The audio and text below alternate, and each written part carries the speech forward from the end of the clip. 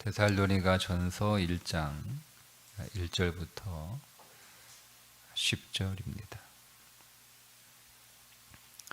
바울과 실로아노와 디모데는 하나님 아버지와 주 예수 그리스도 안에 있는 데살로니가인의 교회에 편지하노니 은혜와 평강이 너희에게 있을지어다.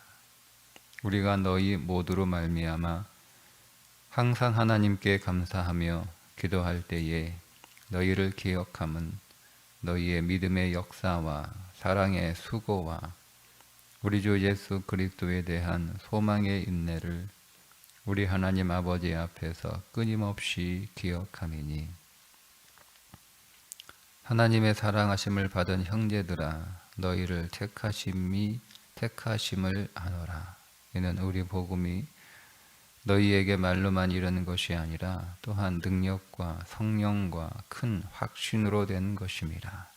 우리가 너희 가운데서 너희를 위하여 어떤 사람이 된 것은 너희가 아는 바와 같으니라.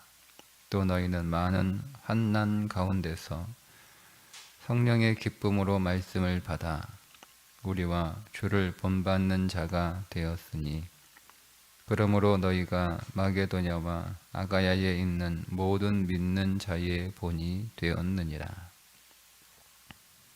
주의 말씀이 너희에게로부터 마게도냐와 아가야에만 들릴 뿐 아니라 하나님을 향하는 너희 믿음의 소문이 각처에 퍼졌으므로 우리는 아무 말도 할 것이 없노라. 그들이 우리에 대하여 스스로 말하기를 우리가 어떻게 너희 가운데 들어갔는지와 너희가 어떻게 우상을 버리고 하나님께로 돌아와서 살아계시고 참되신 하나님을 섬기는지와 또 죽은 자들 가운데서 다시 살리신 그의 아들이 하늘로부터 강림하실 것을 너희가 어떻게 기다리는지를 말하니 이는 장래의 노하심에서 우리를 건지시는 예수시니라. 아멘. 데살로니가 전서는 데살로니가 교회에 보내는 바울의 편지입니다. 데살로니가 교회는 바울의 두 번째 선교 여행에서 두 번째로 세운 교회입니다. 첫 번째 교회가 빌립보 교회이고 그 빌립보 교회를 세운 뒤 그 다음 간 곳이 데살로니가인데 그 데살로니가에 한 달 채 안 되는 사도행전 17장에 새 이래를 데살로니가에 머물렀다고 나오니까 한 달이 채 안 되는 기간에 머물면서 세운 교회입니다. 데살로니가를 그렇게 오래 머물릴 수 없었던 이유는 그 교회, 그 지역 안에 있는 강성 유대인 때문인데, 그래서 베레아로 피신하게 되고, 베레아의 피신에서도 또 이 강성 유대인들이 바울을 쫓아와서 방해하니까 아덴으로 피신하게 되고, 그리고 그 아덴에서 바울이 교회를 세우긴 세웠는데 한 달도 안 되는 새 일의 기간 동안 복음을 전하고 교회를 세웠으니 그들에게는 자기들에게 복음을 전한 어떤 의미의 영적인 지도자가 없어진 거잖아요. 그러니까 그들이 복음에 관하여 충분히 한 달이라고 하는 시간은 좀 부족한 시간이니까 충분히 복음에 대하여 알 수 없었고, 그래서 아덴에서 이제 바울이 데살로니가 교회로 디모데를 보냅니다. 아무래도 걱정이 많이 되고 염려가 많이 되잖아요. 그렇게 아덴으로 보내고 나서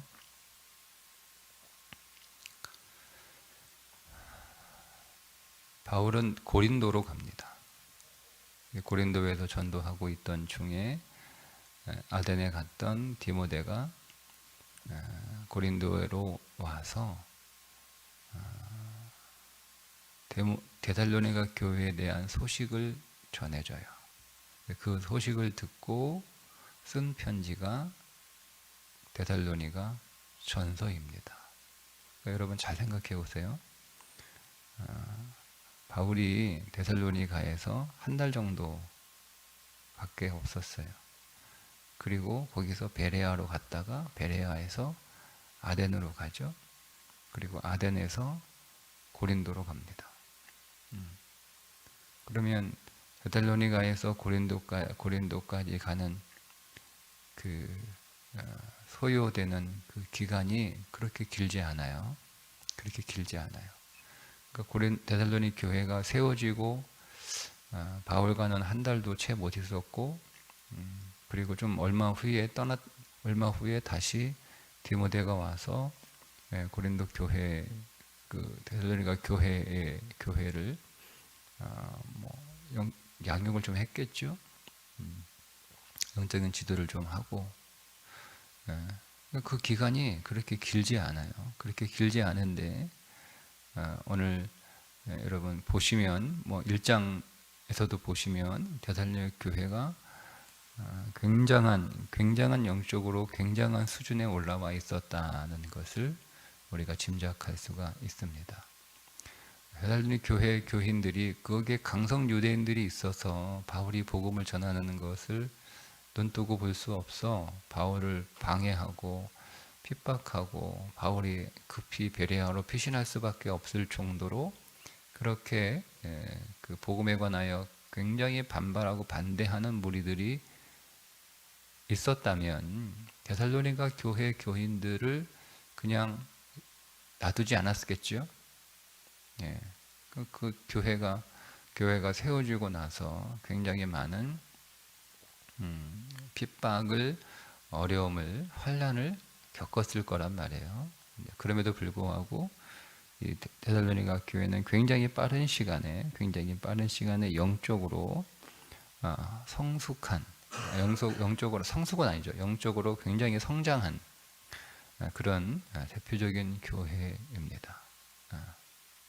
오늘 말씀에 보면 그들의 믿음이 온 아가야와 마게도니아 지역에 소문이 날 정도로 아주 굉장한 영적인 성장을 이룬 교회가 데살로니가 교회인데, 그런데 이제 그들에게 좀 두 가지 부족함이 있었어요. 하나는 뭐냐면 교리적인 이해입니다. 믿음에 대한 교리적 이해.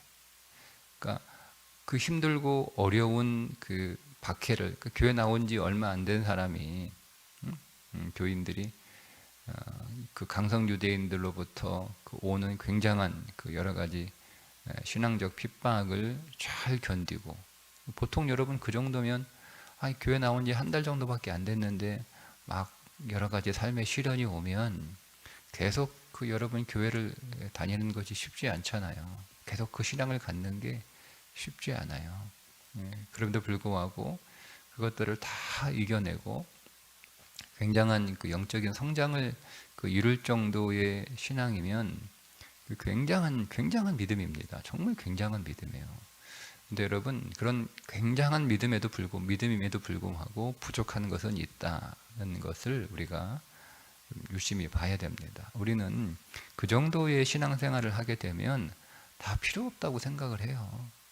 우리는 나는 더 배울 것도 없고 나는 더 훈련받을 것도 없고 그렇게 생각을 하거든요. 근데 사실은 여러분 교회에 아무리 오랫동안 이렇게 다녀도 몇 달 안 다닌 데살로니가 교회 교인들보다 못하는 신앙인들도 많고요. 그러니까 아무리 데살로니가 교회처럼 아무리 여러분 이렇게 이 신앙이 굉장히 강력한 그런 믿음이 정말 강력한 사람이라도 다 아는 게 아니에요. 그러니까 짧은 기간 동안에 복음을 듣고 믿음은 성장했지만 짧은 기간이니까 바울로부터 충분한 교리적 공부를 못 받았을 거 아니에요. 그리고 디모데가 와서 좀 그들을 그 신앙적으로 양육했다 할지라도 뭐 기간이 얼마 되지 않아요. 뭐 해봐야 얼마나 되게 뭐 해봐야 뭐 몇 개월일 텐데. 예. 그러니까 교리적으로 굉장히 많이 부족한 거예요. 교리적으로. 예. 그러니까 이좀 5장까지 읽어보시면 각 장마다 이 교회가 어떤 교리적인 부족함이 있는지를 좀 하나하나 이렇게 나오고 있는데 그 가운데 가장 좀 문제가 되는 교리가 뭐였냐면 재림이에요. 재림.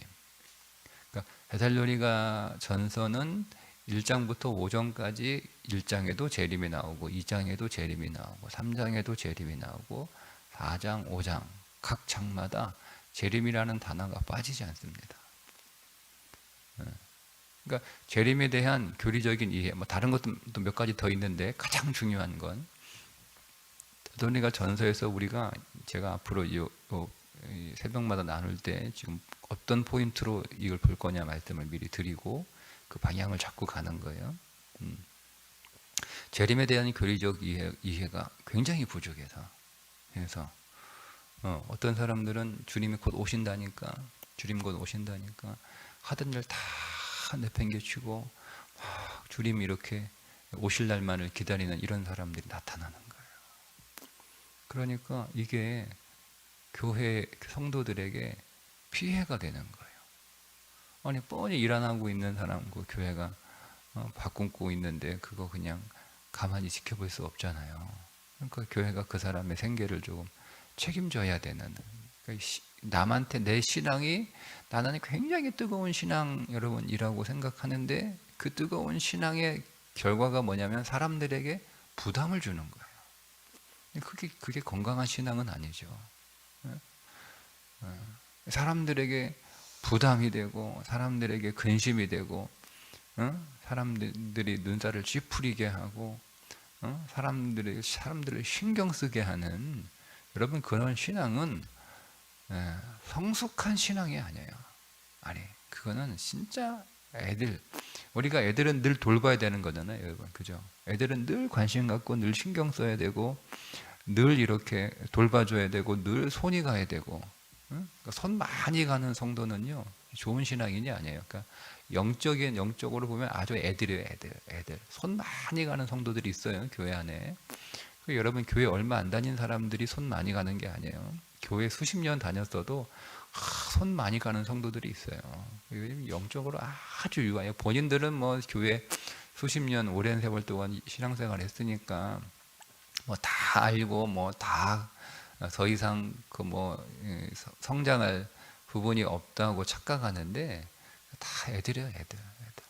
여러분 우리 사람의 육신도 세월이 지나면 몸은 크는데 생각은 아주 애들 같은 사람들이 있잖아요. 나이 60, 70 되는데 생각하는 게 아주 유치하고 어린애 같은 자기밖에 모르고 사람들 막 번거롭게 하고 이런 인생 있잖아요, 그죠?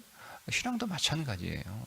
몸만 컸지 생각은 어린애인 사람이 있는 것처럼 세월은 오랜 세월 동안 교회 생활은 익숙해졌는데 교회 생활이 있는 거 믿음 생활하고는 다른 거예요. 교회 생활은 뭐 와서 우리가 배울 게 뭐 있어요.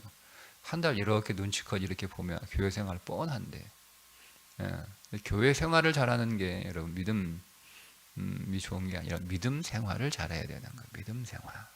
교회 생활, 믿음 생활은 여러분 구분할 수 있어야 됩니다. 그 배워야 되는 거예요. 배워야 되는 거. 이 강약 여러분 좀 제가 다 좀 뒤에 보겠지만 이 몇 달밖에 안 된 이 교회의 소문이 마게도니아 지역, 마게도니아에 있는 교회들은 빌립보 교회, 데살로니가 교회, 베레아 교회, 아가야에 있는 아가야 지역에 있는 교회들, 아가야는 아덴에 있는 교회, 그리고 고린도에 있는 교회, 겐그레아 교회, 아덴 교회, 고린도 교회, 겐그레아 교회, 이게 아가야 지역. 거기까지 소문이 났어요. 소문이 믿음이 얼마나 좋은지 소문이 나요. 그래도 배워야 된다. 그죠? 특별히 재림에 대해서 교리적으로 굉장히 약했습니다. 그래서 재림에 관한 내용 우리가 주의 종말을 기다리는 그 재림 신앙을 갖고 우리가 매일매일 종말적 그 신앙의 삶을 살아야 되는데 어떻게 살아야 되는지 이 데살로니가 전서에 잘 나와 있어요. 그거 보시면 돼요. 저하고는 함께 나눌 텐데. 그리고 두 번째, 그 재림 신앙과 좀 연결되어 있는데 그 삶이 도덕적 삶이, 그러니까 좀 이해하기 쉽게 설명드리는 거, 성결한 삶이 부족한 거예요. 신앙이 뜨겁고 신앙이 열정적이고 환난을 이기는 그런 대단한 신앙이라 할지라도 여러분 그가 거룩하고 정결하고 성결한 건 아닙니다. 그래서 이제 이 부분이 약한 거예요. 교리적인 신앙도 약하고 그다음에 성결한 삶도 약하고, 박해를 이기는 신앙은 굉장히 좋은데 그들의 성경적인 지식은 굉장히 약하고, 그리고 하나님 앞에서 살아가야 될 거룩한 삶, 성결한 삶, 이건 약한 거예요. 그래서 이 편지를 보낸 거예요. 그 부분에 대해서 바울이 보충해 주기 위해서 이제 그렇게 방향을 잡습니다. 제 방향은 이거예요. 특별히 재림신앙에 관해서 말씀을 중심적으로 나눌 텐데, 여러분 우리가 재림하게 되면, 주님이 다시 재림하시게 되면 산자는 주님을 만날 것이고 죽은 자도 부활하여 주님을 만나잖아요. 그죠? 다 주님을 만나잖아요. 그죠? 이제 성경은 정확하게 부활은 몸이 부활하는 거예요. 죽은 자는 그 몸을 다시 입고 부활합니다. 여러분 이상하지 않습니까? 왜 성경은 부활을 그렇게 강조할까? 여러 가지 의미가 있는데요. 우리가 간과하는 내용이 하나 있어요. 그게 이제 데살로니가 전서 교회에 보내는 편지의 내용이에요. 여러분 우리가 살았던 몸으로 부활하는 거예요. 살았던 몸으로. 그게 이제 사실은 어떤 건지는 잘 우리가 정확하게, 그럼 내가 80에 주면 80의 몸이냐, 뭐 10살에 주면 10살의 몸이냐, 그건 잘 정확하게 모르겠어요. 어쨌든 중요한 건 우리가 입었던 그 몸으로 부활한다는 거죠. 그렇죠. 무덤이 열리고 다 부활한다고 나오잖아, 성경에. 그 의미가 뭐냐면 여러분, 우리가 부활한 우리의 몸은 우리의 살았던 삶이 기록되어 있다는 거예요. 그 점을 강조하는 거예요, 성경이. 네. 부활의 몸의 물리적인 어떤 그 상황들을 우리는 관여할 필요 없고요. 우리는 정말 중요한 우리 본질이에요. 그래야 그 몸으로 부활하는 거잖아요. 근데 왜 그 몸으로 부활할 이유가 있느냐? 그럴 필요 뭐 있어요, 여러분? 하나님이 부활하고 새 몸을 입혀주시면 되지. 그 얘기 뭐냐면, 그 얘기는 물리적인 그 이야기를 하는 게 아니고요. 우리가 살았던 삶이 우리의 몸에 기록되어 있다는 거예요. 여러분, 우리의 몸은 우리의 삶을 기록하고 있습니다. 여러분의 몸에 여러분이 살았던 삶이 기록되고 있어요. 그 기록된 그 몸을 가지고 재림하신 주님을 만나는 것이에요. 그리고 거기서 주님 앞에 우리는 상급 심판을 받는 거죠. 뭘로 보고요? 우리 몸에 기록된 우리의 삶을 가지고 받는 거예요. 그게 재림신앙이에요. 그러니까 주님 오시면 우리 만나면 되라고 다 하던 일 내팽겨치고 기도원 들어가고 교회 오고 저 어디 뭐 산속에 들어가서 그런 삶이 좋은 신앙이 아니라. 그러니까 우리가 이 부분이 굉장히 한국 교회가 굉장히 약해.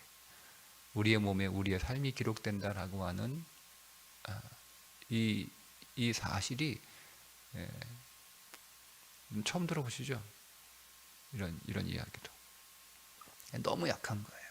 그러니까 뭐 다들 뭐 그런 예들 있잖아요. 한국 교회 그 역사의 이단들, 뭐 모여 살고 집단적인 생활하고 다 팽개치고 다 팔고 다 들어가고, 그게 마치 굉장한 신앙인 것처럼. 아니에요. 우리의 몸에 우리의 삶이 기록됩니다. 그래서 그 몸으로 부활한다라고 말씀하신다. 저는 그렇게 믿습니다. 그래서 여러분, 우리의 육신을 가지고 살아가는 삶이 그래서 중요한 것이고요. 그 삶이 영적으로 굉장히 성숙하는 거예요. 그 사실을 깨닫고 그렇게 살아가는 삶이. 그게 제가 이제 5장까지 나누면서 해야 될 포인트입니다. 자, 오늘 나누고 나서 말씀은 뭐냐면, 이 데살로니가 교인들을 향해서 너희들이 택하심을 받았다라고 말씀을 합니다. 근데 여러분, 이게 굉장히 굉장히 중요한 말씀이에요. 4절에 보니까 하나님의 사랑하심을 받은 형제들아 너희를 택하심을 아노라. 바울이 아는 거예요. 바울이 베살로니가 교인들은 하나님이 택하셨구나. 근데 여러분 이 택한다라는 이 단어는요 이스라엘 선민들에게만 쓰는 단어예요. 바울 유대인이잖아요. 그러니까 그들이 하나님이 우리를 택했어라고 할 때 그 택한 대상은 유대인들이에요. 유대인들. 그러니까 그렇게 아무데나 쓸 수 있는 단어가 아니란 말이에요. 그러니까 우리는 이제 신약 시대 이후에 살고 있기 때문에 우리에게 이 단어는 너무 익숙하고 또 너무나 당연한 단어처럼 들리는데 바울이 이 단어를 쓸 때는 굉장히 신중한 단어예요. 그러니까 이방인들에게 이 단어를 이제까지 쓰지 않았어요. 그 정도로 굉장히 중요하고 자부심 있고 굉장히 특별한 단어예요. 하나님이 택하셨다 이 말은 지금까지 바울이 회심하기 전까지 바울은요 오직 유대인들에게만 적용되고 쓸 수 있는 단어예요. 그러니까 아무리 여러분 어떤 신앙적 삶이 뛰어나도 이방인들에게는 하나님이 택했다 이 선민이라고 하는 단어는 사용할 수 없어요. 근데 바울이 지금 그 단어를 쓰고 있는 거예요. 그 말은 이제 두 가지 의미가 있는데 첫 번째는 뭐냐면 이제 하나님의 택하심이 그 유대인들에게만 제한되지 않는다라고 하는 하나님의 택하심이 이제 그 유대인들을 넘어서서 만민을 위한 하나님의 택하심으로 확장되었다라고 하는 의미인데 그 의미로만 쓴 게 아니죠. 특별히 바울에게는 택하셨으면 택하신 증거가 뚜렷해야 되는 거예요. 그거를 그냥 그들이 교회 다녀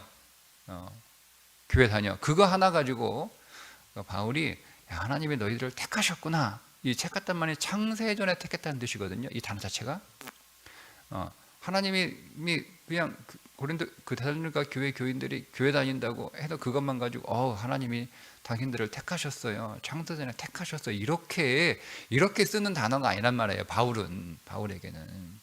그러면 하나님이 택하셨다라고 하는 것을 오늘 바울이 뭐라 그래요? 택하심을 안다고 그랬어요. 알았어요. 깨달았어요. 저 교회 교인들이 하나님의 택하심을 받았구나. 이 사실을 자기가 정확하게 본 거예요. 그러니까 그 증거가 명백하다는 거예요. 그러니까 여러분 오늘 우리는 이렇게 그 구원의 확신이 있습니까? 이런 질문이거든요. 이런 얘기예요. 나는 당신이 구원받았다는 것을 내가 확실히 안다. 그게 확실하게 증거로 보인다. 이런 의미예요. 그럼 우리는 스스로에게 내가 구원받았나? 여러분 이렇게 그 질문을 받을 때 여기 여러분 우리가 대답을 해야 되는데 그 대답이 분명한 증거가 있는 그 증거를 바탕으로 한 대답이어야 되는 거예요. 그 증거가 있습니까? 교회 오래 다녔으니까 구원 받았겠지. 여러분 그건 증거가 아니에요. 그건 증거예요. 오늘 한번 보세요. 오늘 이 데살로니가 교회가 창세전에 당신들을 하나님이 택하셨군요. 그게 확실하군요. 그건 내가 이제 분명하게 알겠습니다. 거기에 대해서 내가 별 더 이상 말할 필요가 없습니다. 라고 하는 증거가 딱 세 가지 나와요. 그게 6절에 보면 이렇게 말씀합니다. 너희는 많은 환난 가운데서 성령의 기쁨으로 말미암아 기쁨으로 말씀을 받아 우리와 주를 본받는 자가 되었으니. 첫 번째 증거가 뭐냐면 많은 환난이 있어요. 그 환난이 있었죠. 제가 말씀드린 것처럼 강성 유대인들이 있었을 거 아니에요. 그 사람들이 교회가 세워지고 거기서 사람들이 모이니까 이 사람들이 눈 뜨고 보겠습니까? 바울도 쫓아가서 아덴까지 쫓아가서 바울을 방해할 정도의 강성 유대인들인데, 그러면 자기가 사는 동네에 교회 세워지는 거 이게 눈 뜨고 보겠어요? 가만히 있지 않죠. 얼마나 여러분 핍박을 했겠습니까? 한번 상상을 한번 해보세요. 성경 그것에 관해 정확하게 기록하고 있지 않지만 하여튼 엄청난 핍박과 엄청난 환난이 있었을 거란 말이에요. 근데 그 핍박과 환난임에도 불구하고 기쁨으로 말씀을 받았다는 거예요. 기쁨으로 말씀에 순종했다는 거예요. 그러니까 말씀에 순종하고 말씀을 따를 수 없는 그런 아주 심각한 어려움에 처해 있음에도 불구하고 내가 이 말씀을 지키면 내가 벌 받지, 큰일 나지, 이게 아니라 그 환란이 늘 이길 수 있을 만큼의 기쁨이, 그러니까 고통을 이길 수 있을 만큼의 고통이 고통을 있을 만한 기쁨이 내 안에서 확 솟아나요. 확 솟아나는 거예요. 적절한 비유는 아닌데, 어떤 환각, 뭐 일종의 마약 같은 거죠. 어떤 환각에 막 이렇게 중독되고 막 그 환각 마약에 막 취한 사람들은 막 신체적으로 막 어떤 고통을 막 가해도 막 뼈를 부러뜨린다거나 뭐 칼로 벤다거나 막 이래도 막 좋아하잖아요. 예? 예? 그죠?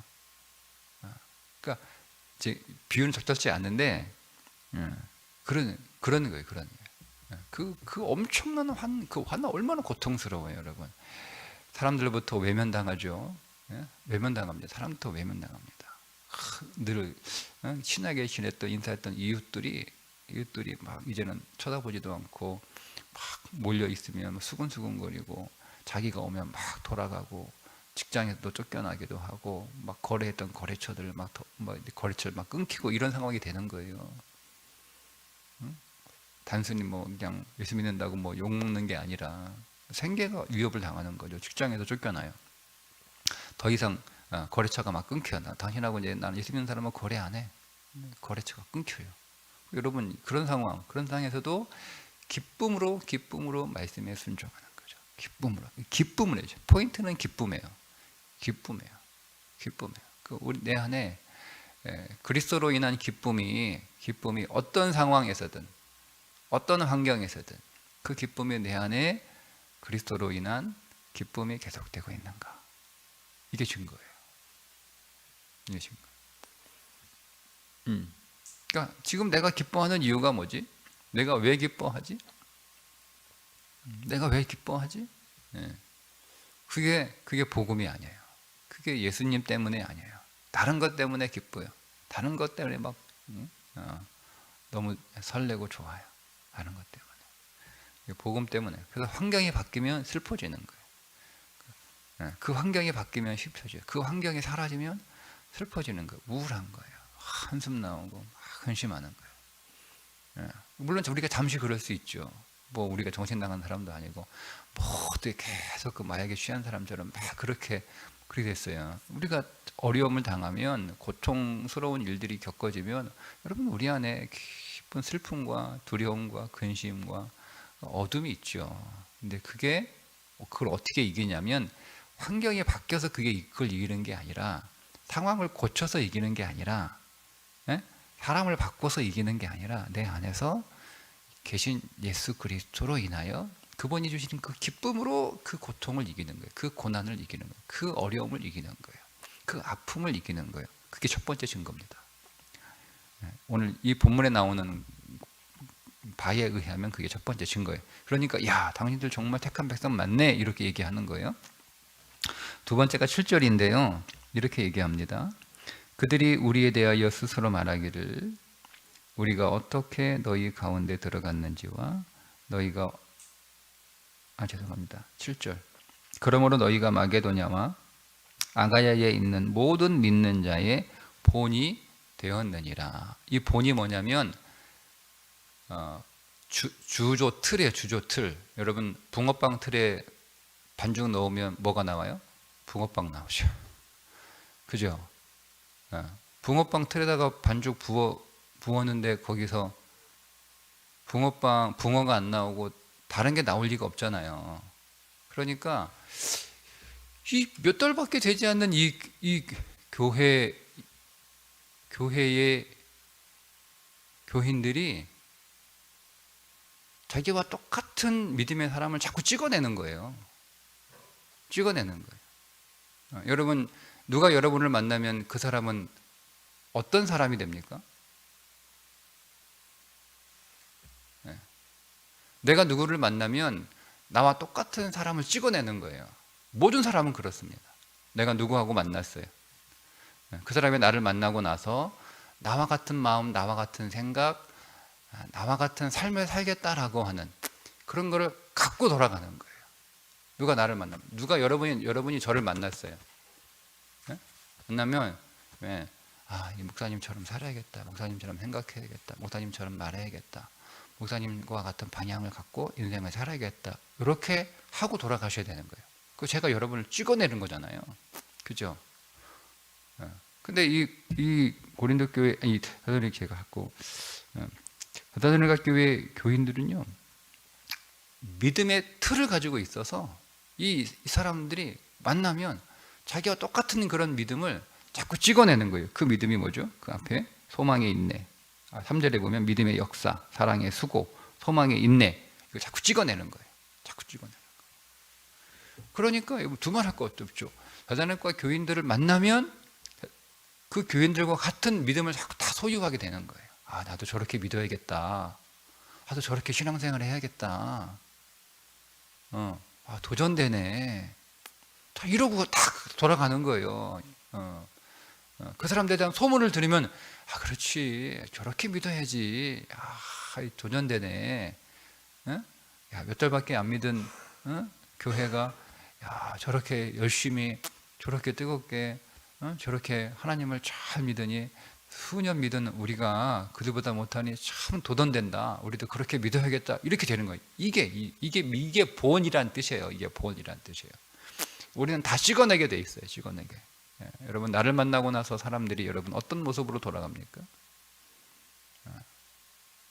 이거 보니까 바울이 더 이상 할 말이 없는 거죠. 확실한 거죠. 왜요? 정말 성경적 믿음을 찍어내고 있는 거예요. 이 교회가 얼마 안 됐는데. 자, 세 번째가 8절입니다. 8절. 주의 말씀이 너희에게로부터 마게도냐와 아가야에만 들릴 뿐 아니라 하나님을 향하는 너희 믿음의 소문이 각처에 퍼졌으므로, 자, 우리가 아무 말도 할 게 없다. 더 이상 말할 게 없다는 거예요. 입댈 게 없다는 거죠. 그리고 몇 달밖에 안 된 교회가. 세 번째 터보는 뭐죠? 좋은 소문을 내고 있느냐. 나는 좋은 소문을 내고 있는 사람인가? 좋은 소문. 여러분, 사람은 다 소문을 물어내게 돼 있습니다. 나는 지금 어떤 소문을 물어내고 있냐요? 어떤 소문을? 자, 이 데살로니가 교회가 어떤 소문을, 세 가지 소문을 내고 있어요. 사람들이 데살로니가 교회에 관해서 딱 듣게 되면 데살로니가 교회 이런 세 가지 소문을. 첫째는 그 교회에 복음이 어떻게 전해졌고, 그들이 그 복음이 전해졌을 때 그 복음을 바울이 회당에서 그들이 복음을 전했다. 그 회당에서 복음을 들은 사람들이 그 복음을 어떻게 받아들였는가, 심지어 귀부인들이 그 복음을 어떻게 받아들였는가, 이 소문이 나는 거예요.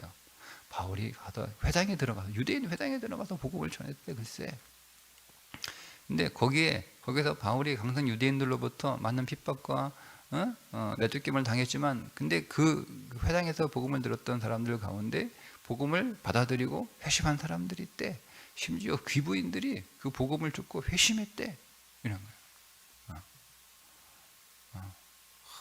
뭐 그냥 꼭 그런 건 아닌데, 뭐 제가 좀 각색을 하면 맨날 명품만 치장하고 명품 사는 것만 관심 갖고, 뭐 집안에다가 뭐 가방, 명품, 뭐 신발, 명품, 뭐 이런 거 막 지내내 놓는 것을 인생의 소망으로 살던 자들이 복음을 듣고 이제 그런 거 다 갖다 버리고, 이제 예수 사기 위해서, 예수 부자로 살기 위해 완전히 인생이 바뀌었대. 이런 소문이 도는 거예요. 그런 소문이. 두 번째 소문은 이거예요.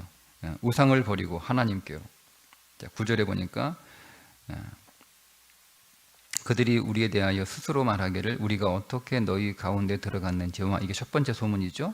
두 번째, 너희가 어떻게 우상을 버리고 하나님께로 돌아와서 살아계시고 참되신 하나님을 섬기는지와. 그러니까 이들이 우상을 버리고 하나님께 돌아오는 것. 그러니까 그들이 소문이 나는 거예요.